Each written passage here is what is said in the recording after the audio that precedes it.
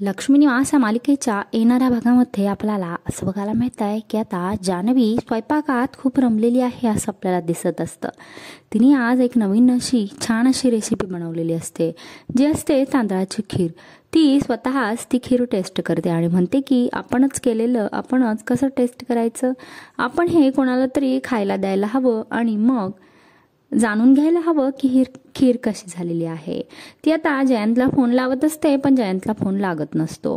मग ती घराच्या बाहेर निघून येते। तिथे वॉचमन हजरच असतो। तो जान्हवीला म्हणतो की मॅडम, तुम्ही घराच्या बाहेर पडू शकत नाही असा मला साहेबांनी आदेश दिलेला आहे आणि तुम्ही जर असं गुपचूप निघून गेलात तर माझी नोकरी जाण्याची शक्यता आहे। तर मॅडम प्लीज तुम्ही अजिबात घराच्या बाहेर पडू नका।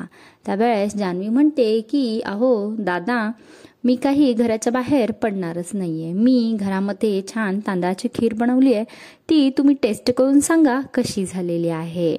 जान्हवी अगदी निरागस आणि निस्वार्थ भावनेने त्याला ती खीर खायला देते आणि वॉचमन ती खीर पूर्ण संपवून टाकत असतो। तेवढ्यात तिथे जयंत गाडी घेऊन आलेला असतो। जयंत जेव्हा हे बघतो की जान्हवी त्या वॉचमनशी अगदी हसून आणि प्रेमाने बोलत आहे, हे जयंतला अजिबात आवडत नाही आणि जयंतचा पारा प्रचंड चढलेला आपल्याला पाहायला मिळतोय। तो रागारागाने आता पुढे येतोय आणि त्या वॉचमनचं तोंड फोडत आहे आणि तो जान्हवीला ओढत घरामध्ये घेऊन जाताना आपल्याला पाहायला मिळतोय।